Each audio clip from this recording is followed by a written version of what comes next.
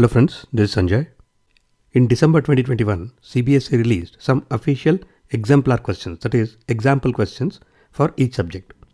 And for CDP, they released 7 questions in CDP for paper 1 and 7 questions in CDP for paper 2. So in this video, we will be solving these 14 questions. The advantage of solving questions from both paper 1 and paper 2 in the same video is that we get to see that the syllabus for both papers 1 and paper 2 for CDP is exactly the same. The only difference is in paper 1, it is mentioned that this addresses child development for primary school child, whereas for paper 2, it says it addresses child development for elementary school child. So the rest of the theories and concepts in both the syllabus are exactly the same. So where will this difference actually matter? That is primary school child and elementary school child. In some theories and concepts like Piaget's theories, right, where there are different age groups. In paper 1, the questions may be asked about the age group that concerns primary school child, whereas in paper 2, the questions may be based on the age group that is appropriate for elementary school child. But if you understand the concepts and the theories properly, then you'll be able to answer the question very easily, whether it is a question from paper 1 or whether it is a question for paper 2. Like the other videos of our channel, this video is also available in both English explanation and Hindi explanation versions. If you go to our channel on YouTube and click on this down arrow and select the playlist option, you'll see all the videos are classified into different playlists. So you can select and watch the playlist that is useful for your exam preparation. So let's get started. During a task, Saina is talking to herself about the ways she can proceed on a task. That is, how she can complete that task. According to Lev Vygotsky's ideas on language and thought, this kind of private speech is a sign of which of the following? When we were discussing about Vygotsky's theories, and we discussed that Vygotsky says there are 3 kinds of speech. There is social speech, which we use when we are communicating with other people. Then there are private speech and silent inner speech. So we use this private speech and silent inner speech to talk to ourselves. We are giving ourselves some instructions, we are guiding ourselves, so we are talking to ourselves.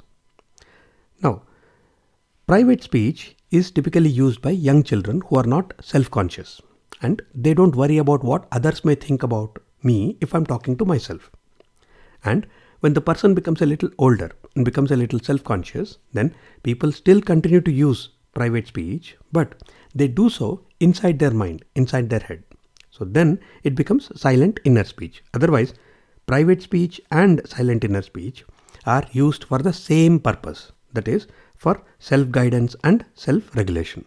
So here, private speech is a sign of self-regulation. It is not cognitive immaturity, it is not ego-centrism, and it is definitely not a psychological disorder. A child argues that no person should steal a drug, that is, a medicine, from a chemist shop or a medical shop, even if it is to save a human life, because he or she, whoever is stealing that particular medicine from the medical shop, will be caught and sent to jail if he or she gets caught.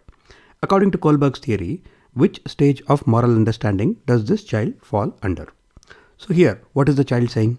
The child is saying that any person should not steal a medicine from a medical shop. Why? Because if the child is caught, then he or she will be sent to jail. So why is the person sent to jail? Because stealing is a crime under law. So when we look at Kohlberg's stages of moral development theory, then stage 4 in level 2 is where we are talking about obeying the law and order. Because the law says you should not steal anything. So the child is trying to follow that law. So here, is it instrumental purpose orientation? No. Is it social order maintaining? No. Is it universal ethical principle? No. Here we are simply talking about obedience, that is obeying the law, because if you don't obey the law, you will be punished. So option 3 is the correct answer. Which one of the following questions invites children to engage in critical thinking? That is, which of these following questions encourages children to use critical thinking to solve a problem? Now, what is this critical thinking? When we discussed about the reasons and the types of thinking in the CDP syllabus videos, then we discussed about critical thinking as well. And critical thinking is where you are using your knowledge, your experience and your common sense to think and make a decision on how to solve a problem. For example, if I give you a problem and you use critical thinking here, then you will see the problem from different angles and you may see that there are two approaches to solving the problem. Then you will think about the advantages and disadvantages of each of these approaches and then you will choose the right approach. So, which of these questions will encourage children to use critical thinking? The first one, do you know the answer to this? This is just asking if the child knows the answer, yes, no. What is the right answer to this question? This is also just asking the child to tell the correct answer, right? And what is the concept clear to you all? In a sense, you are just asking whether the concept behind that particular problem is clear to the student, yes or no. Look at the last question. What are the different ways to solve this? That is, you are giving a problem and you are encouraging children to look at the problem from different angles and come up with different solutions, that is, different ways to solve the problem. So, option 4 will encourage children to use critical thinking to solve the problem. Which of the following statements about intelligence is correct? Intelligence is the ability to think in a convergent manner. When we were discussing about intelligence, we discussed that divergent thinking may be an indicator of intelligence, not convergent thinking. If it was divergent here instead of convergent, this statement may have been correct. But convergent thinking is not an indicator of intelligence. Therefore, this is incorrect. Intelligence is a relatively permanent change in behavior as a result of experience. Now, this statement is applicable to learning or knowledge and not intelligence, because learning or knowledge is a relatively permanent change in behavior as a result of experience. For example, if I put my finger in the candle flame and my finger gets burnt, right? So now I have an experience. The next time I see a candle flame, I know that I should not put my finger in that flame. How do I know that? Does it require intelligence? No, that just requires an application of the knowledge or the learning that I've had from my experience. Therefore, the relatively permanent change in behavior as a result of experience is learning or knowledge and not intelligence. Then, intelligence is the ability that helps in predicting how good a person would be in a particular profession. This is also incorrect, because you cannot predict how good a person will be in a particular profession. For example, just because a person knows a subject will not make that person a good teacher. Right? Just because a person is good in physics, chemistry and biology will not make the person a good doctor. Therefore, you cannot predict the success of a person in any particular profession. Therefore, that is not intelligence. Last one, intelligence is multidimensional, involving several abilities and not entirely measurable by intelligence tests.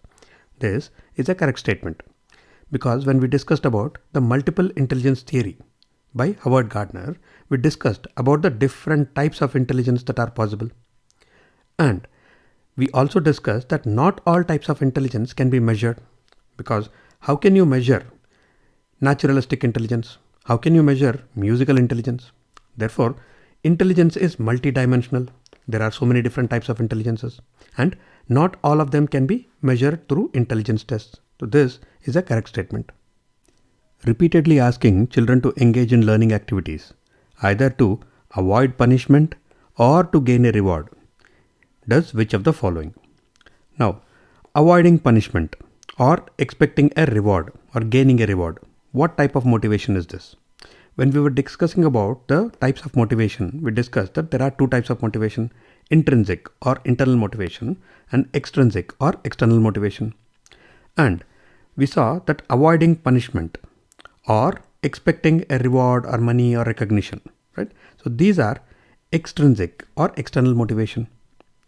So now, if we are asking children to learn something or engage in learning activities to avoid punishment or to gain a reward, then we are using extrinsic or external motivation to try and get the children to learn something, right?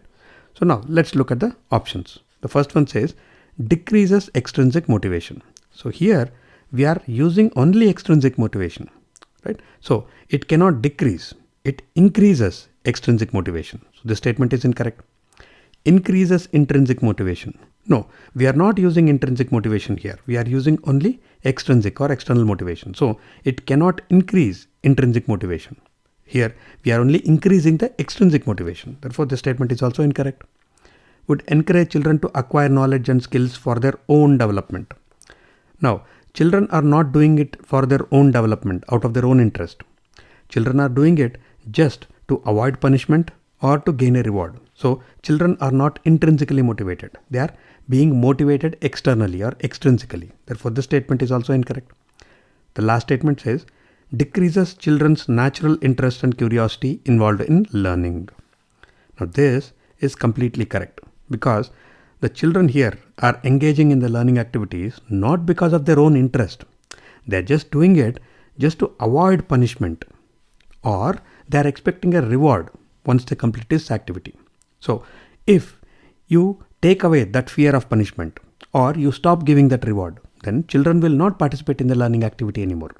Therefore, by doing this again and again, that is repeatedly asking children to participate in the learning activities to avoid punishment or to gain a reward, we are decreasing the children's natural interest and curiosity involved in learning.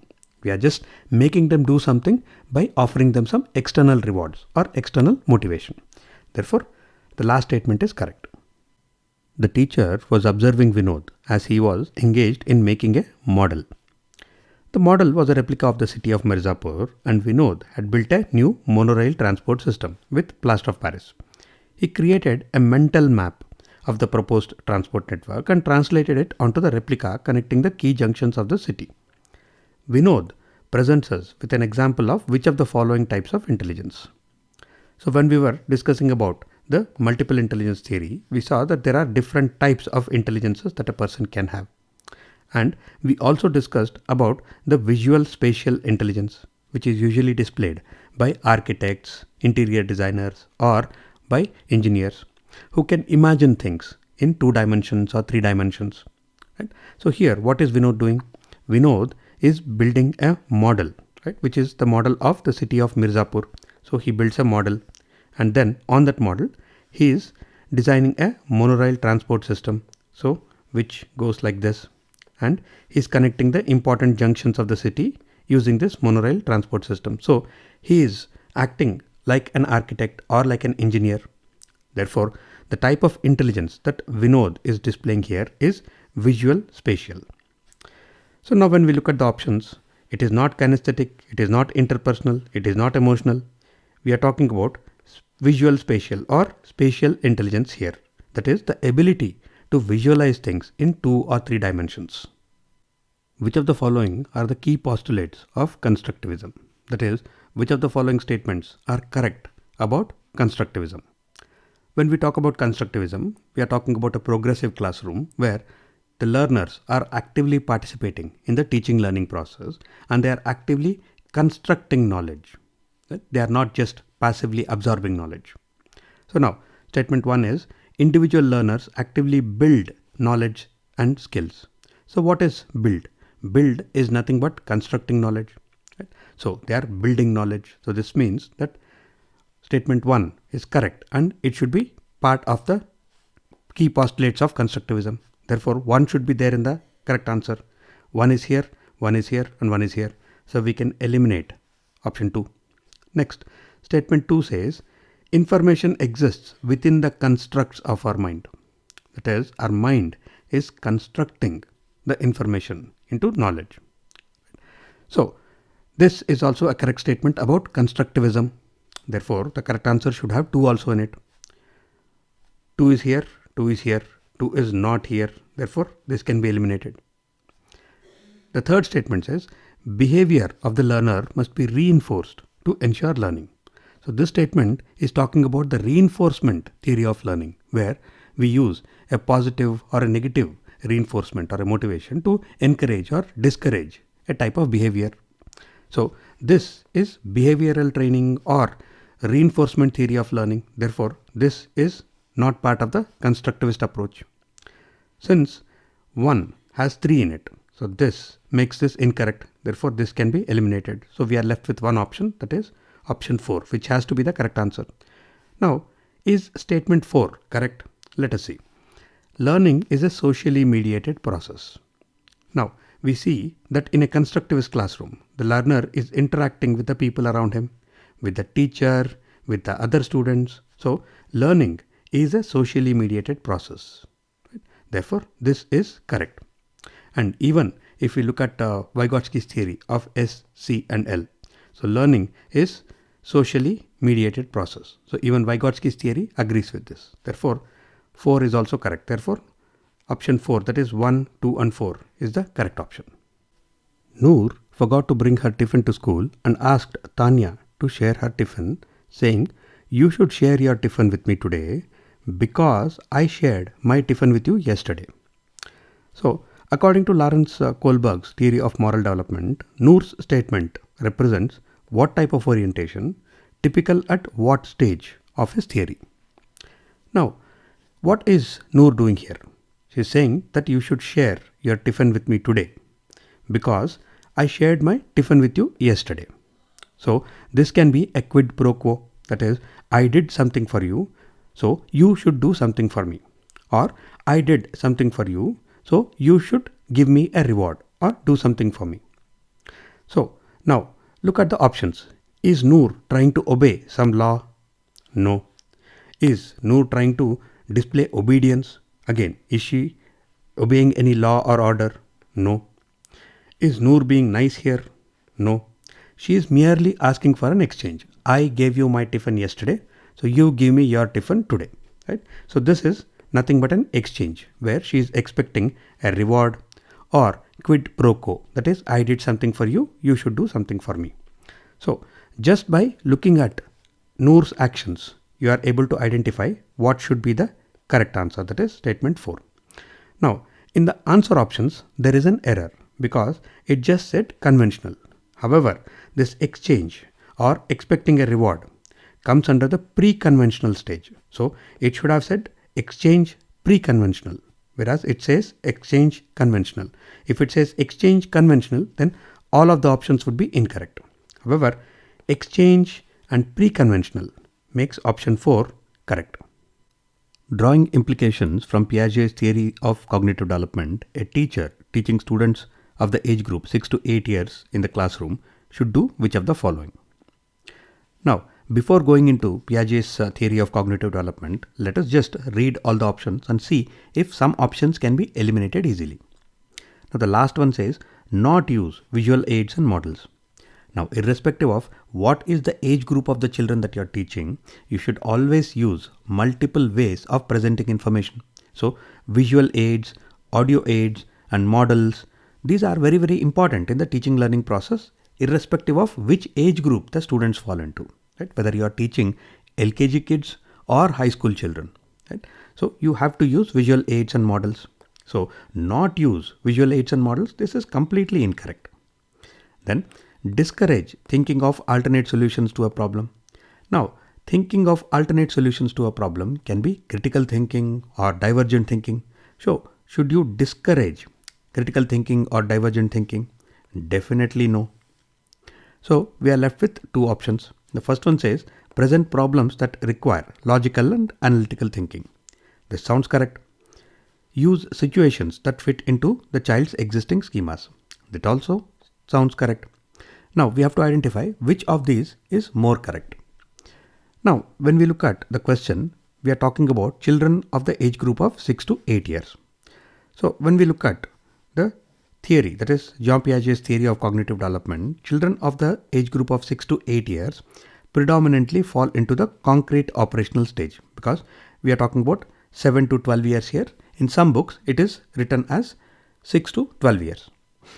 Now, when we are talking about children who are in the concrete operational stage, children are ready to understand logical thinking because they can use logical thinking and abstract thinking in their cognitive development.